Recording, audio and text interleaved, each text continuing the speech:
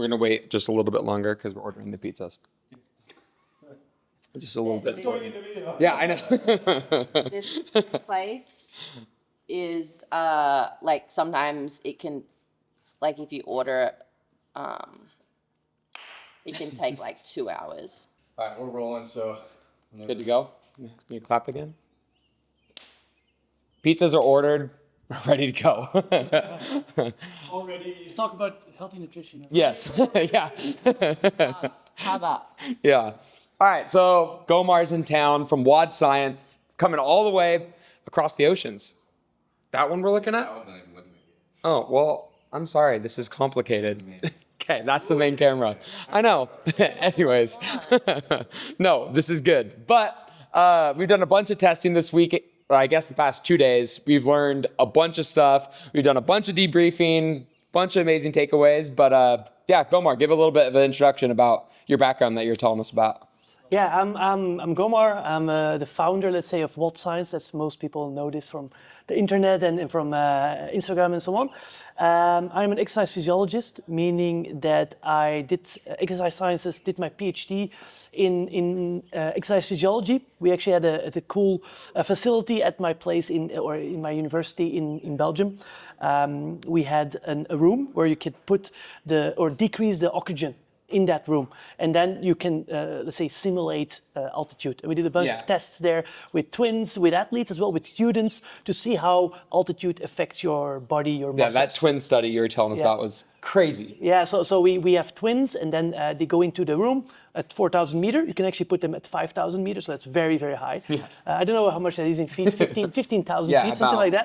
Give or take. So you go from 0 to 15,000 feet in one step. Mm-hmm. And then we let them do an exercise test to exhaustion, so they have to bike always higher intensity, and then we can assess their VO2 max, for example. And we see, that's quite interesting, that per twin, so within the twins, the drop in VO2 max, let's say 20%, is very similar, meaning that it's a high genetic factor of the drop in VO2 max. Mm-hmm. And also obviously the gain in VO2 max and so on. So there's a lot of, let's say, genetic studies that are possible in twins. That's one of the things. So I did this. I did also other experiments there. And then I went into a little bit more molecular biology and tried to understand why muscles, let's say, grow. Like if you take amino acids, proteins, or if you take, if you're aging, or if you're sick, what happens that makes the muscle change in size, like which enzymes are affected specifically. Yeah. And that, I did that mostly in my postdoc, which let me move to ETH Zurich, which is in Switzerland. Mm-hmm. That's kind of, so my academic career is still there. I'm a senior scientist there doing experiments and also teaching stuff to students. And then on the side, I started CrossFit. That's also why we meet, I think. And also why I'm so interested, I would say, in the physiology and let's say the science behind CrossFit, because I think it's a very unconventional sport and very much unsailed waters, to say like that. You have many of the conventional sports have a lot of exercise science behind it, but CrossFit certainly not, and that's why I think we have a lot to learn. That's also why we were testing you and many of the elite athletes. And that's also why I started WOD Science, to communicate many of these findings, I would say, to the public and to coaches and athletes like you. That's awesome. When did you officially start WOD Science? Around 5.5 years ago. Yeah, because I remember hearing about it for a while. I was talking to Adam about it. I was like, I feel like such an idiot that I never followed along with it sooner. Because, I mean, the stuff that we went over this weekend was absolutely insane. Cool. I was like, I want to spread the word about what you're doing, but at the same time, I want to keep you for ourselves, because I do not need our competitors going through that stuff, because, man, I really do think it's going to be an absolute game changer in how people train, because CrossFit's such a new sport that we're still trying to figure it out. You look at how we're training now is so much different than 5 years ago compared to 10 years ago. That when Rich was competing and winning, that was very different than how Matt was training. And I feel like this is now a new set of athletes that are starting to kind of figure out, get smarter about how to do things.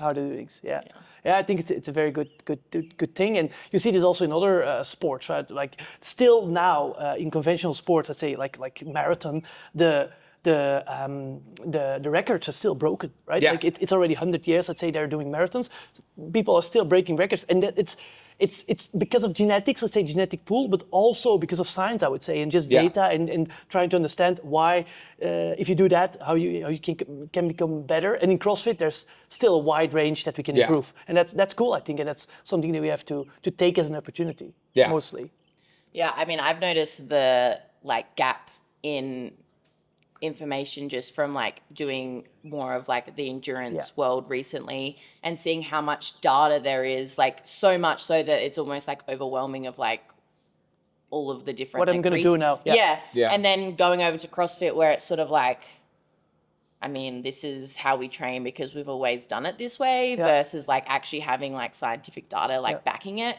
So I think like the last few days has really helped me like be able to bridge that gap in like taking some of the elements of like what I've been doing in the endurance training and then being able to apply that to like a CrossFit methodology.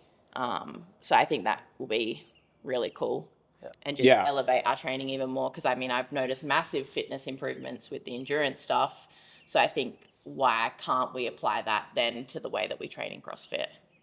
I think so too. Yeah. I mean, what we were talking about a little bit like earlier, especially that, like she was saying, she's been training for her half Ironman. I know it's kind of repeat of what we were talking about earlier, but like she does all like this threshold testing and her VO2 and just, we have all these metrics for all like biking and running and like talking about the different percentages of training that you're going to be training at, like your zone 2 pace and your threshold. And there's so much data in that, in the biking and running world. And we do apply that when we do train for CrossFit when we are just biking, but there hasn't really been that information about how to do that in a CrossFit style like workout. And I feel like that's the thing that you're kind of bringing to the table. And the way that I've seen her train over the past like 3-4 months when she's training for this is just like, man, there has to be a better way to do this instead of like going to the gym. Like, don't get me wrong, we do our strength training, we do our accessory work, we try to implement zone 2, but most of the time when we're doing like a CrossFit workout, it's kind of like 4 time, as many reps as possible. And it's really hard to kind of differentiate that. And the thing that you've kind of done is come up with a workout to like kind of find a way to test that and apply that to CrossFit, which like explain the workout. Yeah, exactly. So exactly what you explained is in many of the, let's say, endurance sports like cycling, they done this for years already. They have a ramp test to exhaustion, that's called, right? So you hop on the bike, you start at very low wattage, very low pace, and then you go up every 3 minutes. You take lactate every 3 minutes, and you see where the maximal effort is of that athlete. And then you use that heart rate data, power data specifically for cyclists, and you implement that into their training. So you say, okay, now you go for a zone 2 session, and it has to be at 210 watt exactly. All right, and that's useful because we know that the higher the intensity is, the more the recovery is for that athlete. That's, I think, a very important part. And so they can hammer a lot of volume. That's what endurance athletes do, and actually get still the benefits because they can recover from this. And I was thinking, I mean, CrossFit, okay, it's different movements, but still the physiology, the person is the same. You still want to produce more power, more work per time unit. Over let's say a given time, like a 15-minute AMRAP. That's your goal. And if you then are, let's say, doing thrusters and burpees, if you're a little bit smaller athlete or shorter athlete, you're gonna transfer that power into more reps. So that's great. So simply that's it. So what we did is a ramp test to exhaustion where you start with very low amount of burpees as well as thrusters, and that just increases throughout the time. And throughout in an EMOM style, so you do 4 minutes on, 1 minute off of always increasing burpees and thrusters. And after every 4 minutes, I take your lactate. We took also with the WOD motions, we can talk about that later. We assessed your movement, and that's a key part of this. And now we can have, let's say, similar data than the cyclist, but then for CrossFit specific movements, which are burpees and thrusters. Why is this important? Because if you go, we tested in the lab CrossFit athletes of your caliber, like really high-end athletes, and we saw that their VO2 max, like maximal oxygen uptake, was actually not that high, right? It was 56 to 58. I mean, this data is public, and I was like, also, like athletes who are well known for their endurance capacity. It's like, this is very low. Like I have 58. Like, honestly, and I'm certainly not of that caliber. So why is this, and why can they produce so much more power than me while having kind of the same VO2 max. Right? Yeah. So that made me think, and still actually make me think. I'm not out of it. So yeah, that's why I think the most important thing is that we put them on the bike. Yeah. And that's a non-CrossFit specific test. Yes, you do biking, but you're not an elite biker, right? So when we do this for CrossFit specific movements, then it's a bit different ballgame. Then I would never be able to do what you can do, for example. Yeah. You see? But that's important. Like it shouldn't be. Yeah. So that's it. And then a very important thing that we need for that is we need to know how much power you are producing at each interval, at that many burpees per minute and at that many thrusters per minute. Otherwise, we're still like grasping in the dark, I would say. Yeah. We know your reps, we know kind of your pace, but it still doesn't transfer to power. And now we have a device. I mean, we have talked about this a lot in the previous videos, where we can use this device to closely estimate using biomechanical models your actual power production during that movement. Yeah. And then we can transfer that obviously towards your different thresholds related to lactate and so on. So really doing the same as a cyclist would do. And that's, I think, bring something new into the game and give you some hints on how to actually train in the different zones based on your power. Not on your heart rate or whatever reps, no, your actual power. And that's the end boss, I would say, the end parameter. Yeah, no, I mean, just the way that we're going to be able to apply it to training. I mean, we've talked about like the implications for like off-season training, but definitely like with this year when we're competing so many more times than I have in the past. I mean, normally doing 2 to 3 big competitions. This year I got 7 to 9 of those coming back to back. And like, I think the thing that we've seen kind of from the past, I mean, Annie Thorisdottir is kind of like the example that I remember most, but when athletes start, they go throughout their season, they're looking great in the open, in quarterfinals, semifinals, and then they get to the games and they kind of look like a different athlete. And there is so many factors why that could be, but one of them is that so many people are ramping up their training so much going into the games. They're doing so much, their body can't recover, and then they're just less of an athlete of what they could be. And the thing that I thought was just so cool is that we were talking about when you do a workout like for time and you're above your threshold, the amount of recovery time is just so much longer to where when we have these metrics now and we can do these workouts and train at these thresholds for a sustained amount of time, our body's able to recover so much better so we can come back the next day, do a repeat effort, and so hopefully just continually to get fitter instead of when games training comes around. I feel like a lot of that kind of gets thrown out the window and we're hitting like 3 or 4 metcons a day for time. And the recovery just keeps going down and down and down and down and down. Yeah, it's like who can like recover the most and sustain the most. For sure. And like the games is already an event that's like that. And the example that I was talking about with Annie is, which I'm sure you're familiar with, that she got pregnant, she had a baby, she wasn't really sure if she was going to be able to do the season, and she kind of just took it one step at a time. Like in the open, she kind of did those workouts, qualified to the next step, did the quarterfinals, did semifinals, and pretty much at each step she was doing a movement that she really hasn't done yet, like post having her baby. And by the time she gets to the games, she's had to moderate her training so much that the time she got to the games, it was like the old school, like classic Annie that we've all known that just went there and is on the podium again. So many epic moments. And like, I'm sure that there's so many other factors that contributed to that. But I think that was just something that made me really think about, I mean, that could have been something that really played a factor in her to have like a lot of success. And for me now, I mean, both of us getting in that, I mean, I'm only 26, but I'm going into my 6th CrossFit Games. I think back to like me before I even made the games, I think about a 6 times games athlete. Like that's a veteran right there, you know? Like you go to the games 10 times, like that's a lot. I'm halfway there already, you know? And it's like, I want to make sure that I have a long career sustain. I feel like I can be ultra competitive in a 10-year span. And I think just training smarter is such a huge part of that. And me and my coach, that's been a huge emphasis, like in our training, like the way that we talk about and strategize workouts and the way that we plan to do things. And now this is just another layer on top of that, which is just super exciting. Yeah, super interesting. So if you think about it like physiologically, right? Like most of those studies that have been looking at the effect of training intensity above threshold, below threshold, and then recovery time, these are all in continuous sports. Like, yes, the wattages are high, but still it's a continuous high volume sport. And what we know now also with motions and with the data we gather is that CrossFit, many of the movements as super high instantaneous power production, meaning that you can have an average power over a minute of, let's say, 250 watts. But if, like we just did, do 6 power snatches, the instantaneous power to get even a 50 kilogram bar above your head is way higher. Yeah. And then you rest, you throw it down, you rest. So the actual movement time in a power snatch, when you do 12 power snatches in a minute, is very, very little. But still, the average power is pretty high. And this is the intensity that that causes your body to recover a lot.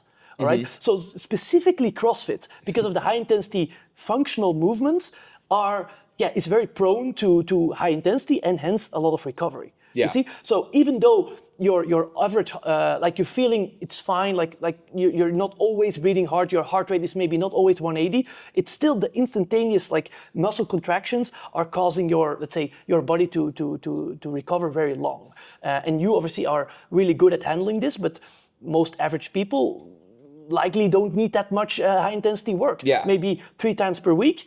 Just really go hard, and then the rest is maybe low intensity and just recovering from that effort, and then their fitness will still improve for sure. Some people might fall in the trap of doing too much or doing too many varied movements, and that could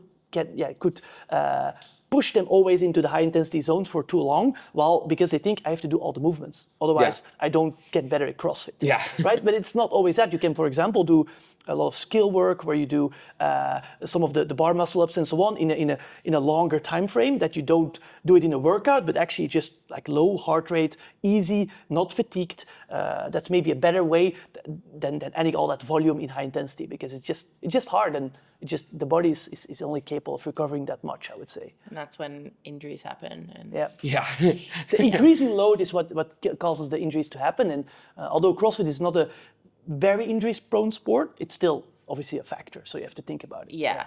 I mean, I've definitely adopted this way of training without having the data in the last, after my back injury. But now that I have like the data to be able to like actually put into place how to do this a little bit better in CrossFit, like I'm like excited, because I've never competed healthy ever. Yeah, and that's kind of been like our focus. I mean, like this year, at least for me, is like, man, I want to enter the competition floor healthy and not be limited by like injuries. I just want to be limited by my fitness. Like I just want to go out there and show like what I'm capable of. And for people out there that are trying to do this that don't have maybe access to all the testing, I think one of the things that was really interesting to what you're saying is just like asking people like, hey, like what's your like RP, like how are you feeling today? Yeah, so like we do some like studies. We talked about this in our community, where we ask people to do a certain training program for 8 weeks, and we always base our trainings on RPE. So we say you have 2 hard days where you go like balls out, like RPE 9 to 10, like go hard. Yeah. And then you also have a lot of medium intensity metcons, we call that, and that's a 60-minute AMRAP at RPE 7. And after a while, people actually give us, it's always the same feedback. Man, this was actually very interesting. Like this RPE 7 is something I've never done, and it's strange, but it seems to work, because most of them improve in fitness and don't seem to really burn out. So that's, I think, if you're a coach or an athlete, the easiest thing to implement is just seeing like, okay, not every AMRAP always have to be to the bottom. Like honestly, not. Yeah.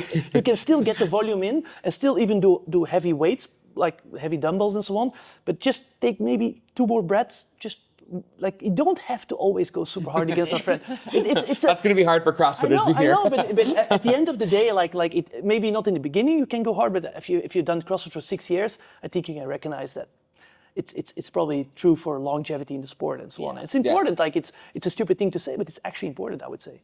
Yeah. Sorry, no. I was just going to say, can you tell us a little bit about the data that we were getting from wore a strap on our chest, and then today we also wore a strap on our wrist. Yeah, so related to the functional fitness test, like the first one. Yeah. So as I said, so the thing what you do usually in such a RAM test is you increase specifically the watts. So on your bike, you see the watts. You always go up by 30, for example, 60, 90, 120, 150, and that's impossible without the strap in functional movements, thrusters and burpees. Yes, you can increase the thrusters and burpees, but by how much? and how much watts is this actually, right? So we did a lot of pre-testing to see how can we linearly increase the watts using thrusters and burpees and start low enough. That's important because if you start already too high, they're out of their aerobic zone and it's useless. Yeah. So, I mean, as you know, we had to start doing 6 burpees per minute. That's very low for you, right? 6 burpees, that's nothing. And 12 thrusters at, for you, 37.5 kilos, so 80 pounds, very easy. Yeah. All right, that is the idea for you, that is the starting weight. And we can only do that with the WOD motions, which calculates, like which movements you're doing, thruster or burpee, as well as the actual energy per second of the movement. And then you have your watts because that's energy per second. And then we know per interval actually how many watts you are producing. And the interesting part about this is, by the way, that it is different for every athlete. Right? If you do 1 thruster and I do 1 thruster, we don't have the same, or let's say we do 12 thrusters in a minute, we don't have the same watts. You likely will have less watts for the same amount of thrusters, so the same reps, because you're a little bit shorter than me and you're way more efficient than me. That's important. Your movement is more efficient. For example, you're more upright. You have less movement forward, and maybe you're just going this much below parallel. I go maybe too much below parallel, and so on, right? Like many other things are there. So it could be that you just get way further in this test, but actually, let's say, have the same maximal power output than other athletes, just because the efficiency. So that's highly interesting, obviously, to understand this. This is now 1 test, but we can also do this with handstand push-ups, with wall balls, and so on. For example, if Andrew Hiller is listening, it would be very interesting. We want to do this, by the way, to see what the difference is in watts or energy if you do wrong wall balls, 100 wall balls for time, but you stop that above parallel, or you go below. How much difference is this actually? This is now something we can assess, and I think quite interesting. So that's one of the few things we can do with this little device that you use usually at the wrist as well as at the chest, because you obviously need also the movement of the arm to know exactly. You also, by the way, can do it on the ankle for toes to bars, for example. Yeah. So that's very superficially what entails kind of this machine. That'd be really interesting to see like what it would be like to do wall balls, because like that elastic like motion in the bottom to kind of like rebound out of your squat is so much easier, I would think, than to like try to stop your momentum before you feel that and kind of throw the ball up, which I bet you it's not faster or easier than people might think. Maybe one interesting thing that we did an EMOM, right, just before, where you had to hold your threshold, and you did 16 wall balls, all right? And what we saw, you didn't know this yet, what we saw in the data, that the average power during that minute was higher on average than your snatches. Higher. But you told me that the snatches were way harder. And that's exactly what I mean. The instant power, the instantaneous power of a power snatch is way higher than of a wall ball. All right. So average, if you average it out, it might be the same or even lower, but the instantaneous power is what makes you tired. That's kind of our idea now. It's pretty advanced. Like, we don't know 100% sure yet, but that's why power snatches or barbell cycling are something that tires you out tremendously, even when it's lightweight. Something interesting to consider, that this instantaneous power, like pulling from the floor or fast movements, is what tires you out and also needs a lot of recovery, I would say. I mean, there's so much information just in the last 48 hours that we've been here. Like, putting it in his brain. Yeah, I know. I'm trying to absorb as much as we possibly can. But I mean, you guys have done so many cool studies that we're just talking to you guys about that I'm definitely going to go back after you leave here and check them out. But for people watching, where's like the best way for people to kind of like follow you, see what you're up to, and kind of see the stuff that you're getting to, like you're doing? I would say YouTube. I have a couple videos where we explain kind of what in a bit more detail what the sensor can do. For example, we have one video that put a sensor on elite athletes doing 25.1.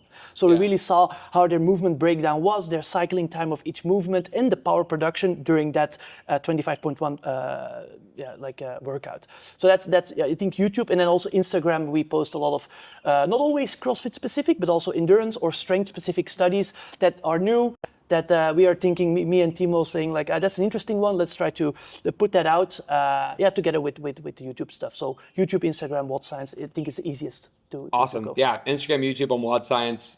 I'm definitely going to be following it. You guys need to be following it. And man, I think it's just like the first person that I've really met that's like doing these specific tests like for CrossFit and kind of implementing all these things that have been used in all these other sports for so long. But man, it's awesome. I hope all you guys are watching besides my competitors out there. But He did really bad. He did a useless test. Yes, Why do you do this? yeah. But yeah, we had a great time. Thanks for coming out. And Thank you. yeah, hopefully we stay in touch. Thank you. Sweet. All right. Done. All right, guys. Thanks for watching. That was, like I said, the past 48 hours have been so epic, but we got the full episode of coming out about everything we got up to, all the testing, all the science. So stay tuned to that coming out next week. See ya.